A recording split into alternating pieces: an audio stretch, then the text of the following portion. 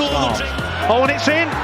What was the result? 3-0. Also means 3 premierships, and I won more premierships alone than the other 19 managers together. 3 for me and 2 for them. Respect. He was insane.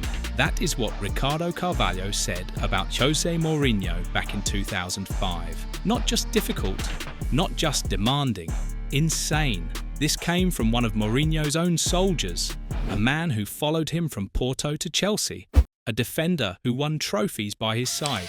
And yet, even Carvalho admitted that working under Mourinho felt like needing an IQ test or a trip to a mental hospital. Think about that for a second. If one of his most loyal players felt this way, imagine how the others felt. José Mourinho is one of the most successful managers in football history. He has won league titles in 4 different countries. He delivered a treble with Inter Milan. He broke Barcelona's dominance at Real Madrid.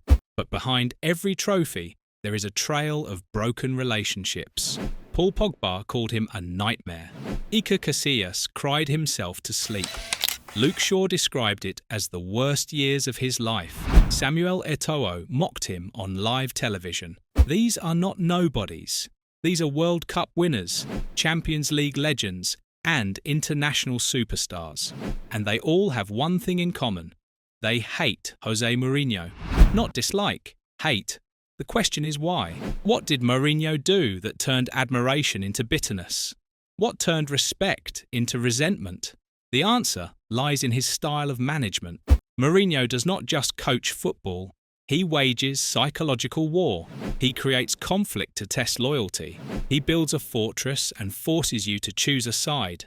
If you submit, you become a soldier. If you resist, you become the enemy. And once you are the enemy, he does not just bench you, he tries to destroy you. This is the story of how football legends finally admitted why they hate José Mourinho. Let us start with Paul Pogba. In 2016, Manchester United brought Pogba back from Juventus for a world record fee of £89 million. It was called Pogback, the prodigal son returning home. Mourinho was the manager. Pogba was the star. The fans were excited. The club had spent big. This was supposed to be the partnership that brought United back to glory. It should have been perfect. But it was not. It was a disaster. From the very beginning, Mourinho did not trust Pogba. He thought Pogba was too flashy, too creative, too undisciplined. Mourinho wanted soldiers. He wanted players who followed orders without question. Pogba was not that player. He had personality. He had flair. He danced. He posted on social media. For Mourinho, this was a problem. He saw it as a distraction. He saw it as arrogance. The clash was inevitable. 2 massive egos in one dressing room. One wanted freedom. The other wanted control. Something had to break. In February 2018, Mourinho benched Pogba for the Champions League knockout game against Sevilla. He picked Scott McTominay instead. Pogba, a World Cup winner, sat on the bench while a 21-year-old kid started. It was humiliating, but that was just the beginning. In September 2018, Pogba criticised United's tactics after a draw with Wolves. He said the team needed to attack more. Mourinho saw this as mutiny. A few days later, he stripped Pogba of the vice-captaincy in front of the entire squad. It was a public execution. Pogba was stunned. The other players were shocked, but Mourinho did not care. He wanted to send a message. Then came the Instagram incident. After United lost a penalty shootout to Derby County, Mourinho accused Pogba of posting a laughing video on Instagram to mock the team. Pogba tried to explain that the video was recorded during the match when United were winning and posted late because of bad Wi-Fi. Mourinho did not listen. He confronted Pogba at the training ground in front of Sky Sports cameras. It was brutal. But the worst moment came in December 2018. After a 2-2 draw with Southampton, Mourinho lost it in the dressing room. According to reports, he turned to Pogba and said, "You don't play, you don't respect players and supporters, and you kill the mentality of the good, honest people around you." He called Pogba a virus. A virus. Not a bad player, not a lazy player, a disease. Something that infects and destroys. For Pogba, this was the breaking point. He had won the World Cup just months earlier. He was a leader for France. and now his own manager was calling him a plague. Years later, Pogba opened up about the trauma. He said his relationship with Mourinho was like a boyfriend and girlfriend. One day it was great, the next day it was a nightmare. He said he did not understand what he had done wrong. There was no communication. He felt like he did not exist anymore. Pogba admitted he suffered from depression during this time. The constant humiliation, the confusion, the lack of respect. It broke him. Pogba did not hate discipline. He hated being dehumanized. Mourinho did not just drop him. He tried to erase him. Now let us talk about Iker Casillas. If Pogba was the modern superstar, Casillas was the sacred captain.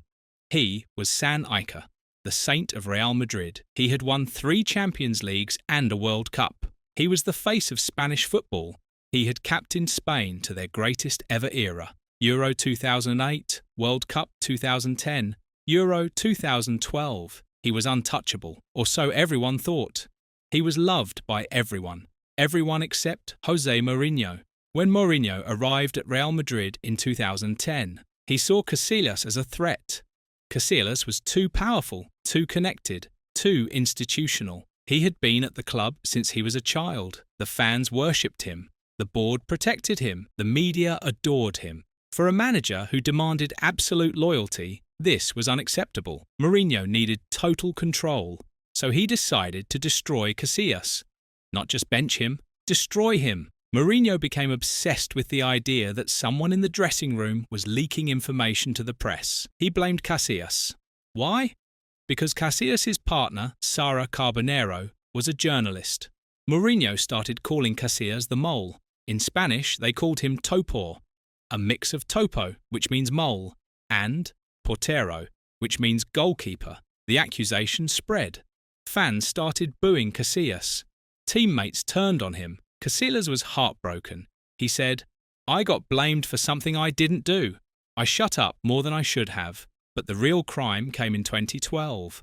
The rivalry between Real Madrid and Barcelona had become violent. Players were fighting.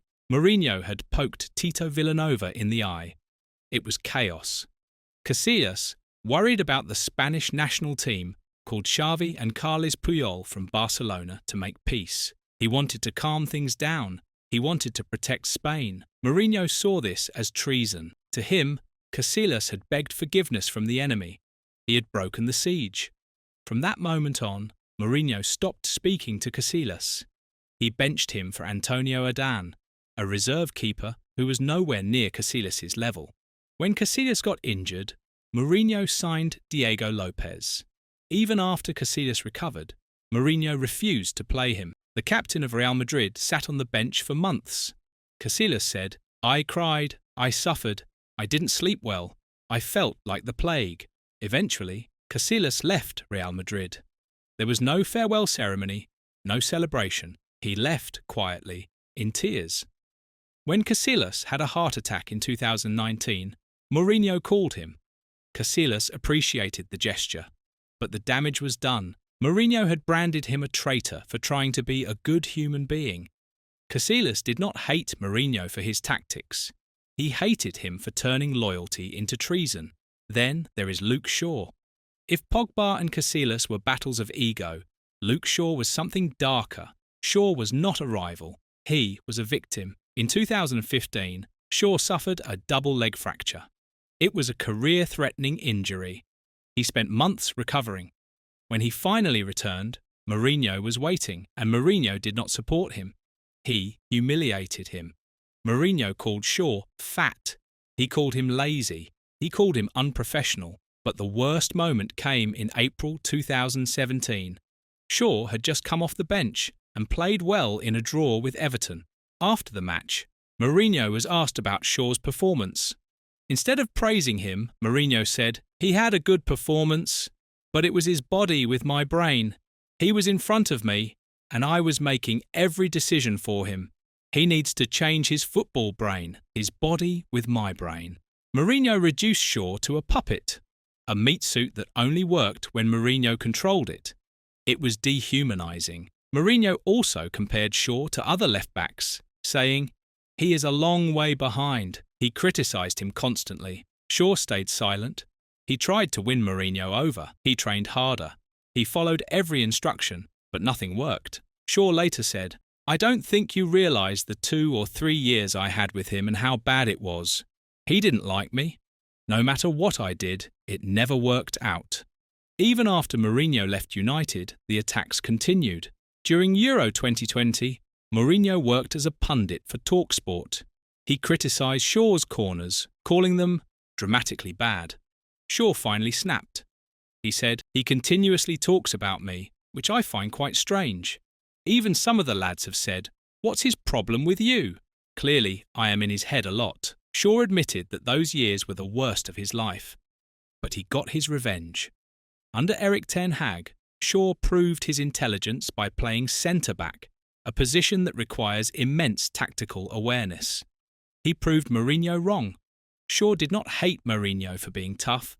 He hated him for being a bully. Now let us go back to Ricardo Carvalho. This is where it all started. In 2005, Carvalho was confused about being dropped for the season opener at Chelsea. He said he did not understand the decision. Mourinho's response was savage. He said, "Ricardo Carvalho seems to have problems understanding things. Maybe he should have an IQ test, or go to a mental hospital or something." Later, Mourinho bragged about it. He said, "I killed Carvalho." You can imagine, Michael Essien arrives in the dressing room and the manager kills Carvalho in front of everyone. But here is the twist. Carvalho apologised. He submitted. Mourinho accepted the apology and quipped, "Maybe he's understanding me a little bit now." Carvalho was reintegrated. He won the title. He even followed Mourinho to Real Madrid years later. Carvalho does not hate Mourinho. He respects the brutality. This case is important because it shows how Mourinho's methods used to work. In 2005, players accepted the humiliation. They kissed the ring. But Paul Pogba is not Ricardo Carvalho. Luke Shaw is not Ricardo Carvalho. The modern player does not submit, and that is why Mourinho's model collapsed. Then there is Samuel Eto'o. Eto'o and Mourinho won the treble together at Inter Milan. They reunited at Chelsea in 2013, but their relationship ended in scandal.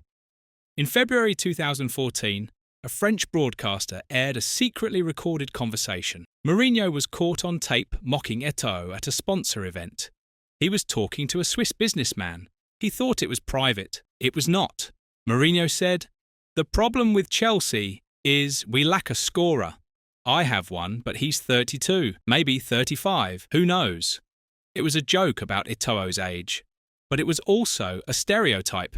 The idea that African players lie about their age. It was disrespectful. It questioned Eto'o's integrity. Mourinho tried to defend himself. He said the recording was a disgrace, that it was unethical, but he did not deny the sentiment. He claimed it was just a joke. Eto'o did not find it funny. Eto'o was furious. He called Mourinho a fool. Then Eto'o got his revenge. In a match against Tottenham, Eto'o scored. He ran to the corner flag, bent over, clutched his back, and pretended to be an old man.